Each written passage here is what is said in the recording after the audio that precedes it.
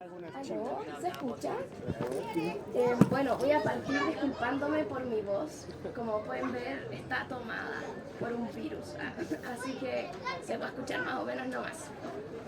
Bienvenidas, bienvenidos, bienvenidas a este lanzamiento del libro Ferales, escrito por Donny e ilustrado por Chris. Y como bienvenida también voy a leer esto que es del espacio que nos convoca, la 14ª versión de la primavera del libro.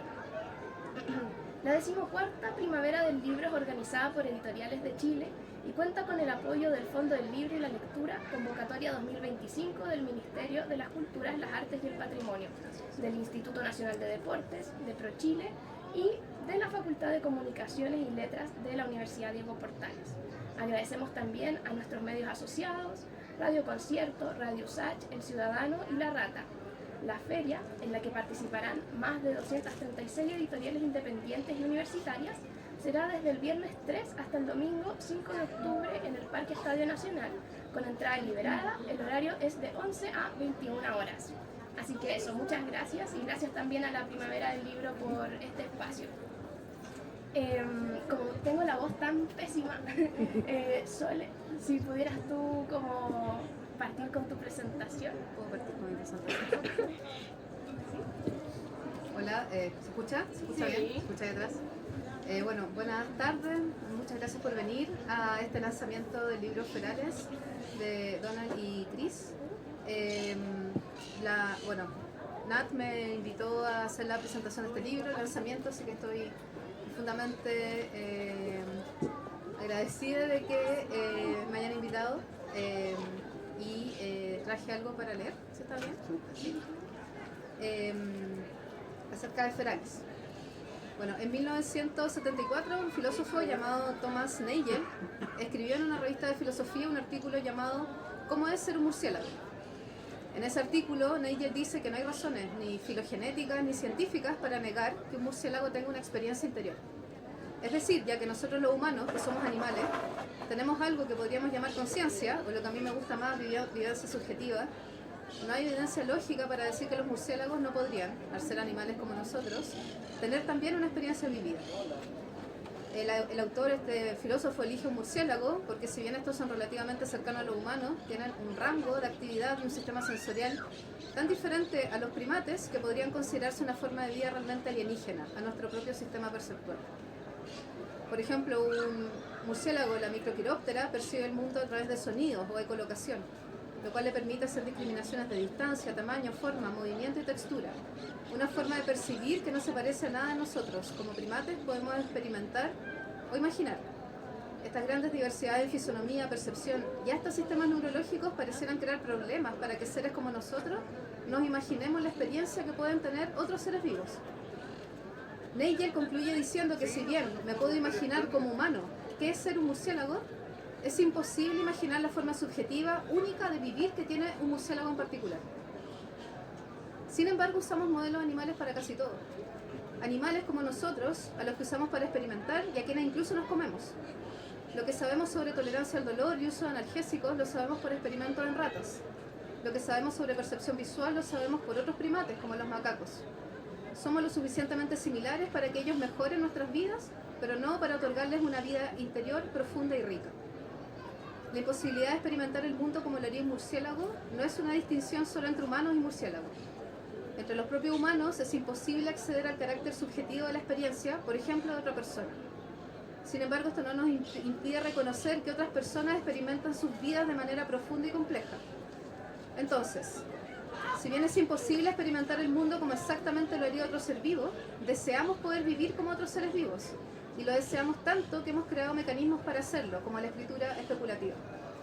A pesar de que la conclusión del artículo de Nagel es reconocer que hay conceptos, formas de pensar, sentir y habitar que están fuera de los sistemas que los humanos tenemos para comprender y representar, la escritura especulativa intenta revelarse a esta conclusión porque trata de ocupar un medio humano, el lenguaje escrito, para darle forma a vivencias imposibles.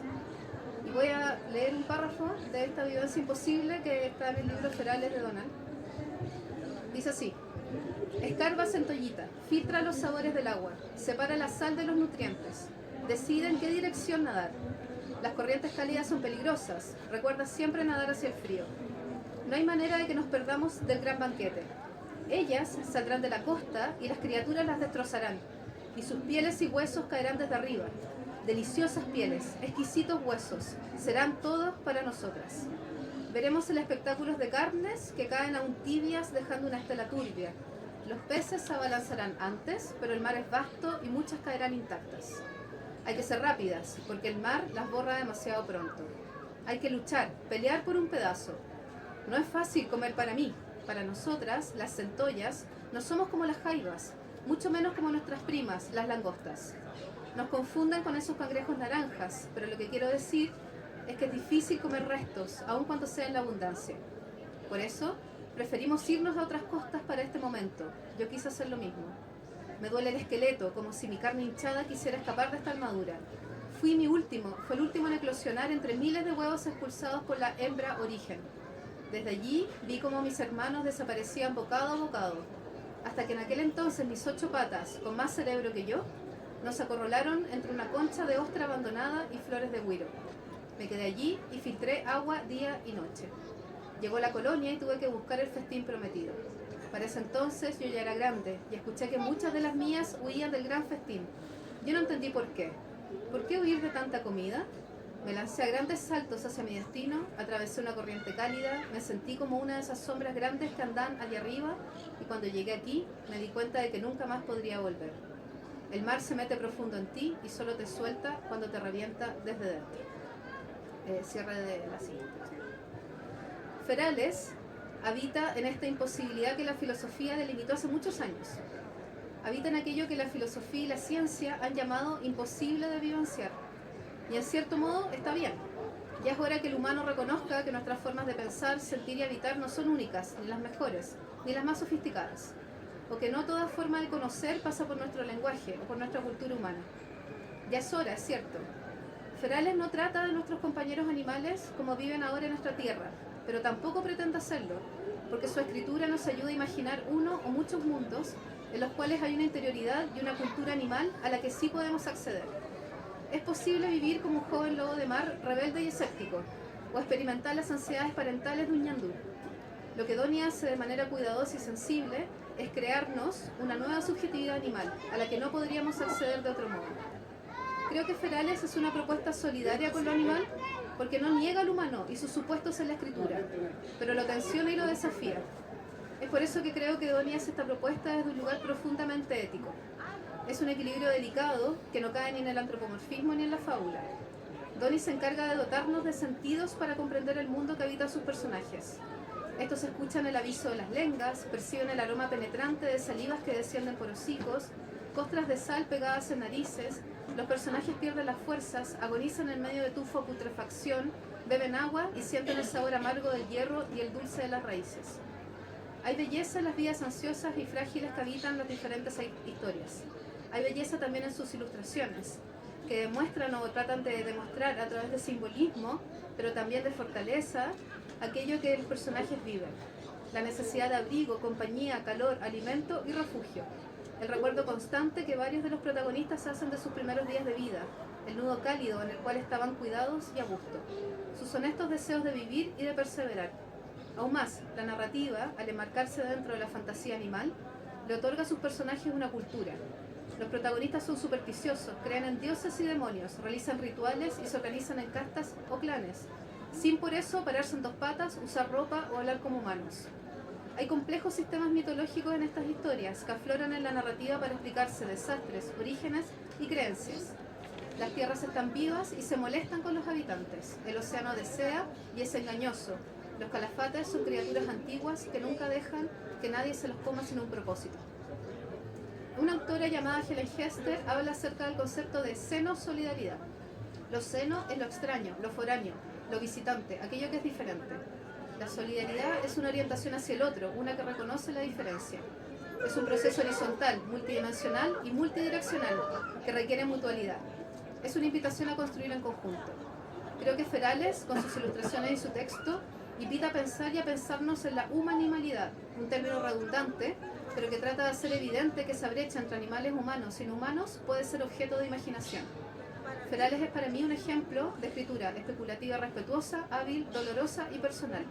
Lo que hace Ferales es responder al argumento de Nagel de que si no podemos saber cómo experimentan la vida otros seres en este planeta, tenemos la especulación para, honestamente, intentar imaginarnos ese vínculo con otros seres. Muchas gracias.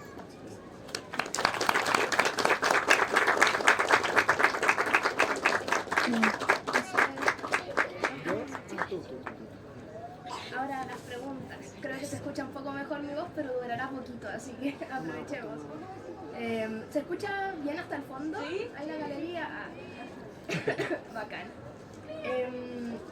Quiero partir contigo, Chris, porque como Donnie fue el creador de las historias, me gustaría como que primero tú enmarques tu primer acercamiento a estas historias llenas de imágenes también, y cómo fue tu trabajo personal y tu acercamiento y enfrentamiento a estos textos para después reducirlos cada uno a una imagen que de cierta forma, y en mi opinión, condensa a la perfección como todo el contenido de los textos, sin por esto spoilear ni nada similar.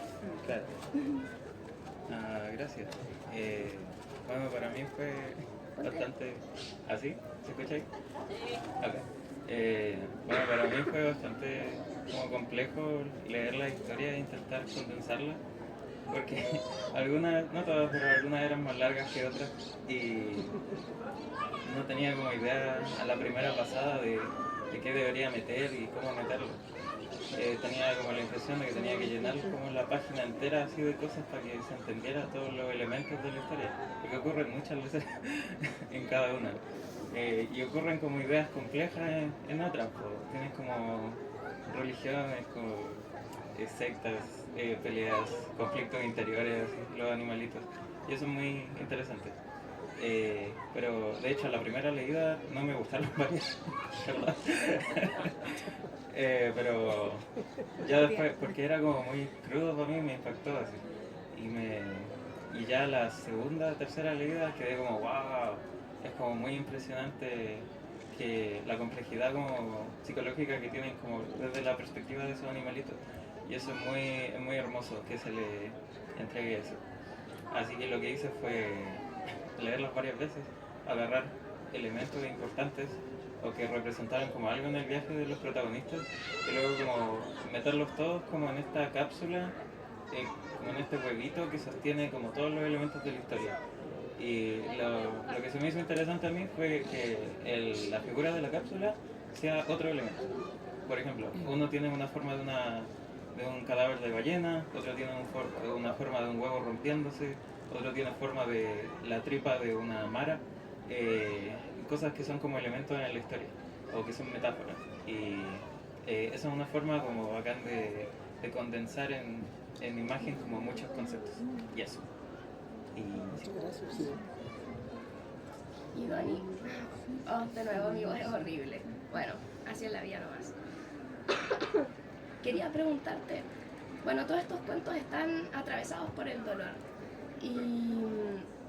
Y bueno, eso es algo para yo también me enfrenté a ellos por primera vez sabiendo que iban a ser tristes, porque ya conocía el de la plaquette, lo que cuentan las nubes, y los animalitos como que a uno le conmueven, los animalitos no humanos.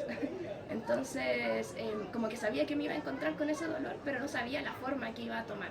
Y lo que quería preguntarte es ¿por qué aparece este tema en prácticamente todos los cuentos? Quizás hay uno que es como más chistoso, pero que igual tiene como vestigios, y no me refiero al del torito, que al principio es muy chistoso, pero después como wow, ahí sin spoilear, me refiero al del calafate. Sí. ¿Por qué aparece este tópico? ¿Qué razón o qué motivo crees tú que tiene su aparición? ¿Y por qué también en los cuerpos de animales no humanos? Como, ¿por qué decidiste trabajar estos dos temas de esta forma y como en este contexto no humano? Muchas gracias. Primero agradecer a todos quienes están acá. Veo muchas caras conocidas, muchos amigos, amigas, y eso siempre es muy reconfortante. De hecho podríamos cerrar, irnos a otra parte. Sí, como que siento que esto se volvió muy íntimo, ¿no? Como o no sé, siento que estoy muy, muy conmovido también. Muchas gracias también por el texto que escribiste, fue bastante, no sé, como no sé si yo mismo había visto como todos los elementos que dijiste tú dentro del texto. Creo que eso ocurre cuando uno escribe y deja las cosas como en el aire, como otros lo ven. También muchas gracias por las ilustraciones. Creo que es bastante impresionante ver otro lenguaje como de tu obra, ¿no? Y eso es muy bello. Así que gracias, bueno, y por supuesto gracias a la editorial, que confió también en un proyecto que es muy difícil de etiquetar, pues muy difícil de poner como un género. A mí me gusta, obvio, que siempre decir que yo escribo fantasía y es ahí donde resido como autor. Pero también cuando uno escribe sobre animales, hay otras categorizaciones, como que aparecen, como si escribir sobre animales fuese escribir una fábula, por ejemplo, ¿no? Y que fuese como una literatura infantil. Y yo creo que durante mucho tiempo también yo tenía como ese propio como conflicto interno sobre qué estaba escribiendo, y no todas las editoriales se atreven a publicar algo como con esa confusión también, ¿no? Así que muchas gracias por eso. Con respecto a lo que me preguntaba sobre el dolor, yo creo que la fantasía es un excelente género para hablar del dolor. Aquí está Paula, que hizo todo un ensayo, un libro de ensayos al respecto, así que se lo agradezco mucho. Y también creo que la fantasía es un buen género para hablar de algo personal e íntimo, sin, como al parecer, como una exposición velada también, ¿no? Cuando yo empecé a escribir estos cuentos, fue a partir de un momento como triste, y yo creo que independiente de que a los demás a lo mejor no estaban vinculados a ese acto como origen, fue un momento triste, fue como la enfermedad de mi papá, entonces, y ahí es donde nace el cuento de Ñandú, ¿no? Porque escribir sobre el papá enfermo iba a ser como muy doloroso a lo mejor, puede ser. Entonces nace la necesidad de enmascararlo, puede ser, nace la necesidad de habitar otro mundo donde puedan ocurrir otras posibilidades. Porque independiente de que tú escribes sobre el dolor o sobre la pena, hay algo en la fantasía que te deja alguna esperanza. Yo sé que son cuentos tristes, pero también son cuentos que habitan un mundo de magia. Y en la magia hay esperanza, o hay algo que va más allá y que no reside en este mundo, que este es un mundo muy triste. Y segundo, yo creo que para mí era una cosa muy obvia hablar de los animales y de lo triste que es, porque hoy en día yo creo que no existe otro ser vivo en el mundo que no sufra tanto como los animales, ¿no? El humano somete, tortura, se alimenta, lo ocupa para experimentos, lo tiene de mascota. También podríamos llegar a ese nivel, ¿no? de cuestionarlo. Y cuesta mucho que uno acepte que es cómplice también de eso, ¿cierto? Todos los días habitamos y vemos animales sufriendo, y de cierta forma pareciese ser de que es parte de ser animal o de la animalidad es el sufrimiento. Entonces también quería un poco trabajar ese elemento, que tampoco vengo con una respuesta o una moral, tampoco viene por ahí, sino simplemente como un elemento, como un personaje o un texto que habita y permea ese dolor. Y tercero, también creo que la animalidad o la fantasía o este elemento de hablar de animales tiene que ver también con mi origen. Bueno, yo soy de Punta Arenas y allá uno todavía habita como con lo salvaje, ¿no? Como todavía existen estas pampas donde tú andas y puedes ver los zorros, puedes ver los ñandúes, puedes ver los quirquinchos, las ovejas por montones, los distintos tipos de aves, y para mí son un recuerdo muy lindo de mi infancia. Me recuerdo haber estado viajando por la carretera con mi papá mucho tiempo, por muchas horas, porque allá las carreteras son larguísimas. Entonces estas 4 horas arriba de un camión viendo nada, y él me apuntaba y decía, mira el cuye, y cómo lo iba a ver, pero lo veía a la distancia porque iba manejando, entonces veía un cuye como corriendo por el camino, Y eso era muy lindo, ¿no? Los animales que iban apareciendo en este camino me quedaron muy marcados como un gesto que se vuelve a vincular y a cerrar con mi padre. Entonces, claro, y yo creo que todos estos cuentos de alguna forma lo que hacen es trabajar la familia, claramente que usando la máscara del animal y tratando también de trabajar esta animalidad desde esa perspectiva y haciendo este ejercicio que es imposible, y yo creo que también es ególatra, de tratar de no antropomorfizar una escritura, pero es imposible porque estamos escribiendo desde esta perspectiva. Pero en ese ejercicio de aproximarse a lo mejor nace algo nuevo, ¿no? Y creo que ahí es donde reside el relato. Gracias. Sole, ¿quieres hacer alguna pregunta a los autores? Sí. No lo tenía considerado, pero quizá alguien del público quiera hacer. Es que después. Ya. Te quería preguntar por Watership Down. ¡Oh, qué dolor! Porque alguna vez, una de las primeras conversaciones que tuvimos con Tony fue respecto a ese libro y el amor que tenemos ambos por ese libro terrible. Y no sé si querías hablar un poquito de eso. Sí, por supuesto. Bueno, ya me pillaron. Esto es una copia, en verdad, a la colina de Watership.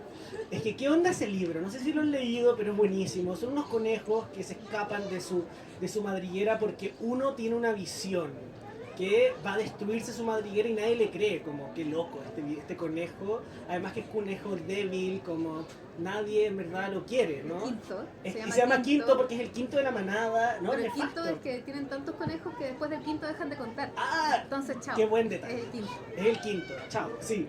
Y logra convencer un par de conejos y se escapan y después se dan cuenta de que viene una máquina como a demoler porque iban a construir un condominio, entonces destruyen su madriguera y la novela se trata de todo este viaje épico que es cruzar una carretera, saltar un riachuelo, cruzar un parque, un lugar, ¿no? Y es como caminan 1 kilómetro, pero son 500 páginas de este viaje maravilloso de estos animales que tienen sus propios dioses, sus propios demonios, que a las criaturas más grandes que se los comen tienen un solo nombre para todas, pero son todas iguales.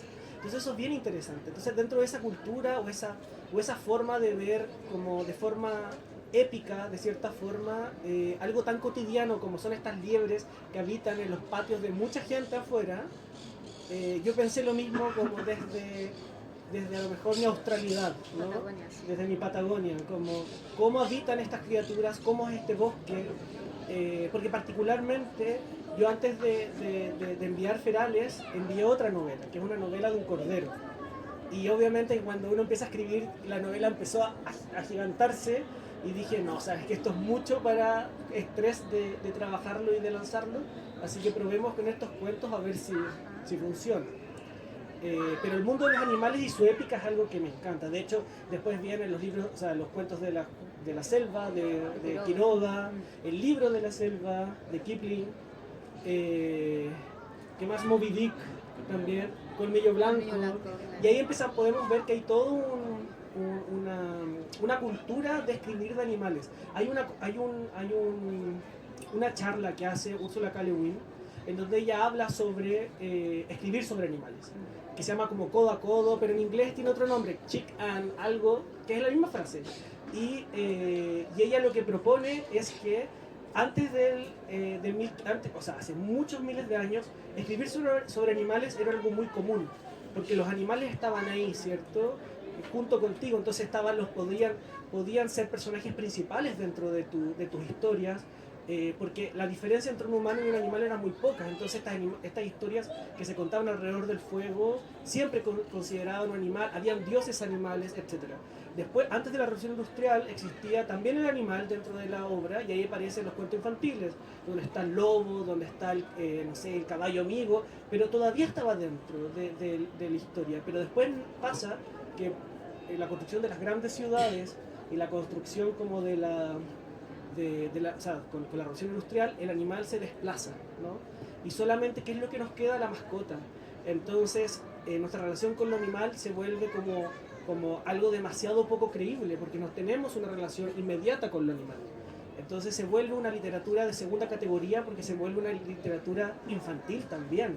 para personas que a lo mejor se pueden creer esto, ¿no? Y hay algo ahí que me pareció interesante también, cómo volver a traer lo animal, pero también traer lo animal como a la literatura contemporánea, desde otras aristas que no sean a lo mejor la fábula o la literatura infantil.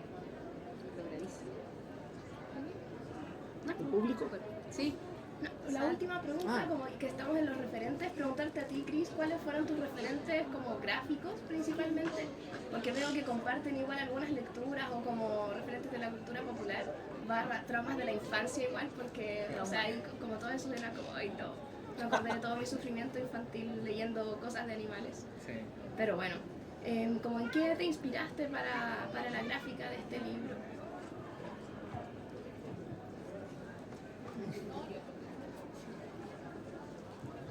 No sabe. Déjame pensar. Viste, yo te dije que mandara las preguntas por WhatsApp, Yo pensé que la suena les iba pero a mí nadie me hace caso. Nadie me dice nada. Di Pokémon, Que no me va a hacer nada. anime. No me va a hacer nada, pero te puedo comentar mi proceso. Sí, sí. No agarré como un referente como directo, pero igual estoy como inspirado desde chico en el tema como de los cuentos animales, las fábulas y esas cosas. A mí me fascinaban cuando era chico. Y de adolescente también, es que son como libros así. Yo me obsesioné con la película de Watership Down, la de los perros de la plaga. Me encantaba el libro Colmillo Blanco, me lo leí como 10 veces. Pero de ahí sale como este imaginario como de la perspectiva de los animales. Lo que hice fue como... Tú también tienes un libro de animales. El gato. Sí, Ciclo Felino, de hecho. El coautor está ahí. Matías Palma. Y claro, para mí siempre ha sido como interesante eso, así que es como segunda naturaleza, así que no creo que haya necesitado basarme en nada. Así que lo que hice fue... Tuve clases de ilustración científica en la universidad y apliqué el mismo proceso, como que estudié los animales, dónde viven, cómo es su anatomía, así hice 1000 bocetos y a base de esos 1000 bocetos, como que después de que entendía la forma, intentaba como ubicarlo en una imagen que contara como un poco la historia. Pero sí, fue muy interesante, especialmente noté algo de un cuento que le da como más profundidad, por si es que lo quieren leer después. Hay un cuento sobre una mara y en lo que investigaba caché que las maras son criaturas que viven en grupos, así que eso es lo primero que debería como dar cosas respecto a que el cuento de la mara que ella estuviera sola, porque viven en manadas. Por eso yo quedé como eso es un detalle así que Investigación. sí, eso es un detalle así que cuenta y a mí eso me hizo interesante. Por eso. Bacán, pues, muchos referentes, en efecto. Ahora sí, pues, ¿tú tienes otra pregunta? No. Entonces, no sé si el público tiene alguna pregunta o comentario, algo que quiera decir acá a los autores presentes.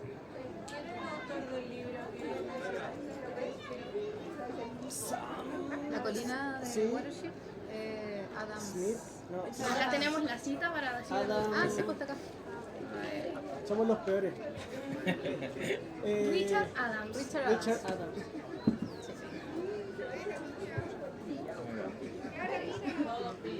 ¿Alguna pregunta? ¿Algún comentario? ¿Sí?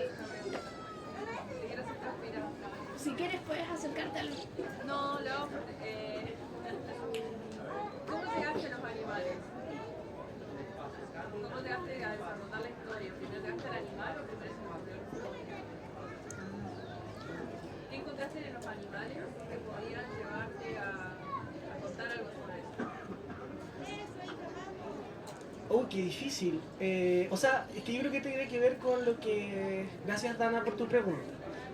Yo creo que tiene que ver con lo que dije en un inicio, ¿no? Como esto de que la fantasía como funciona de cierta forma como una máscara. No como una máscara, como una ilusión o como una barrera del dolor. También pasa con los animales, ¿no? Como que hay algo ahí que uno hace un trabajo de investigación también, ¿no? Cómo los animales se relacionan unos con otros. Y a partir de eso uno proyecta también. porque creo que también ahí hay un cierto juego y es algo entretenido. Y también porque yo encuentro que los animales son algo que... Mira, acá tengo dos amigos de la universidad que creo que toda la vida hemos hablado de animales y fantasía juntos, con Mouseguard, con, no sé, con Roll, cuando jugábamos Dungeons and Dragons y había druidas. Entonces siento que hay algo en la animalidad y en la fantasía que siempre han ido de la mano, por lo menos en mi imaginario. También me acuerdo haber sido chico y haber tenido un libro de fábulas con animales. Y hay algo ahí que uno nunca suelta. Yo creo que las personas que escribimos fantasía hay algo en la infancia que nunca se va, ¿no?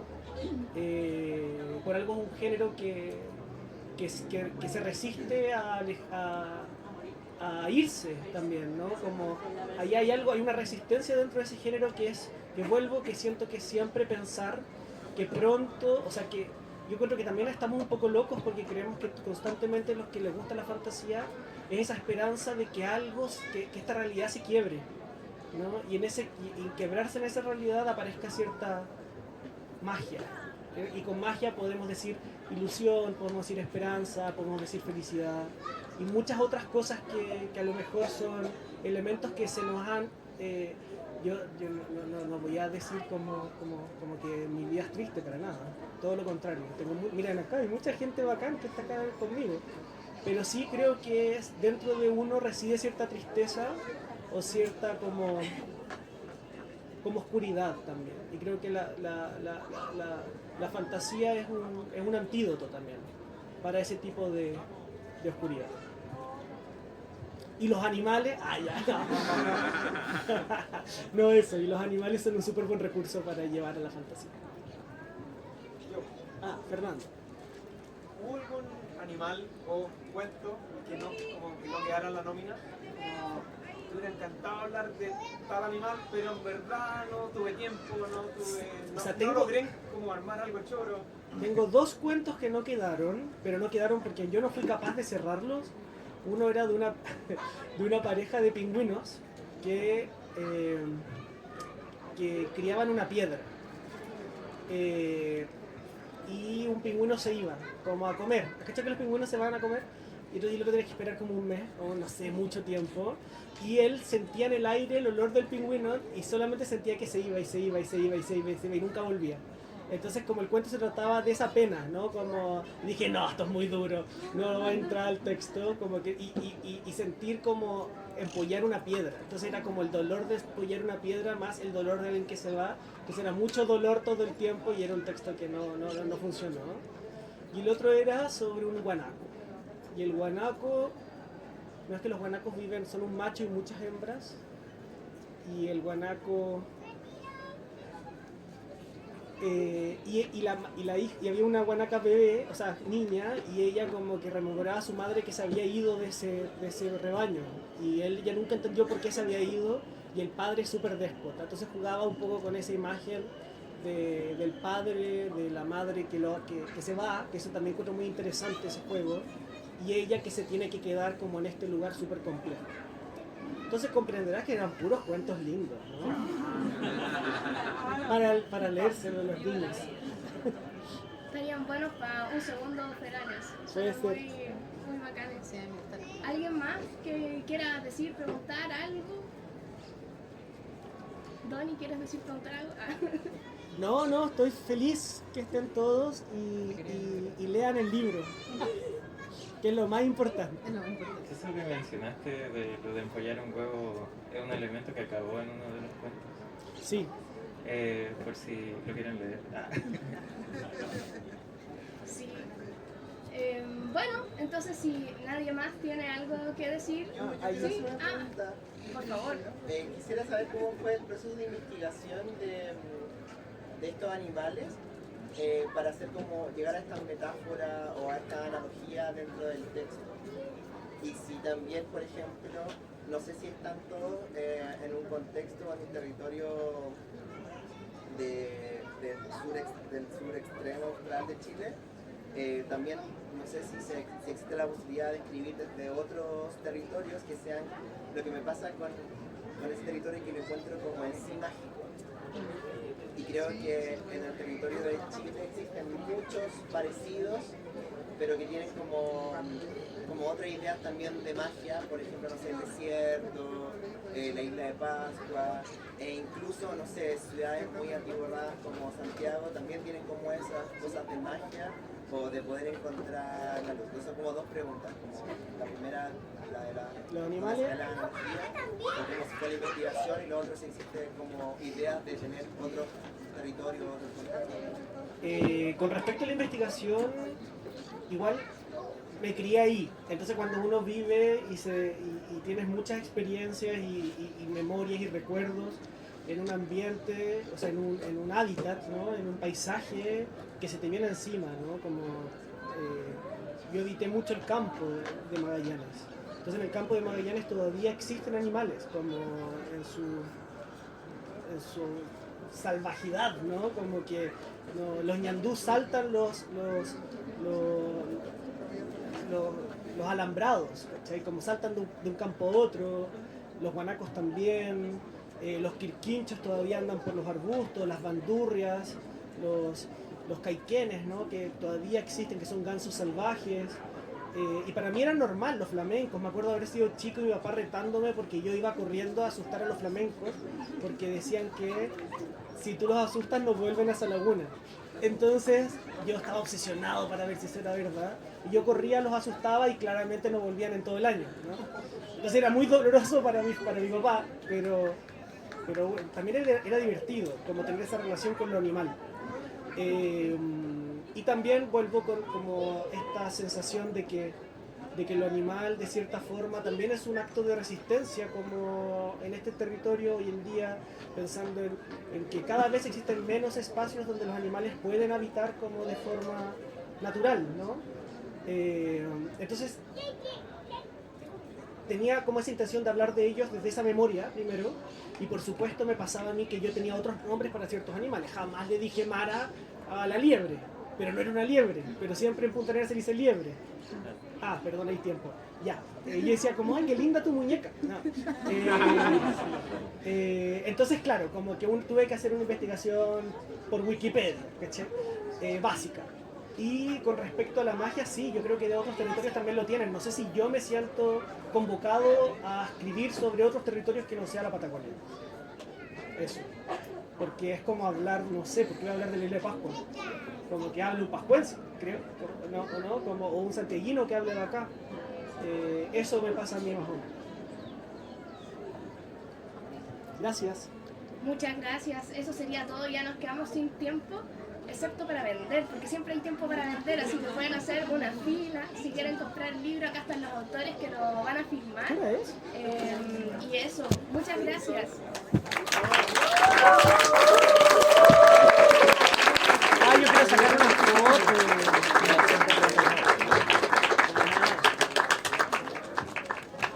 Oye, que jamás me pensé que iban a venir. Pero sí, no, saqué una foto, así que ya van a estar fuera de la lista, ¿ya? Así que pueden. Nos quedan 5 minutitos de escenario, así que ¿Vamos a tu stand o acá? en el stand hay muy poquito espacio. Yo creo que vamos. Allá afuera, po. Sí, entonces aprovechemos lo que nos queda y de ahí salimos. Súper. Por favor, adelante. Dos, por favor. Tengo la mano ahí en la mesa.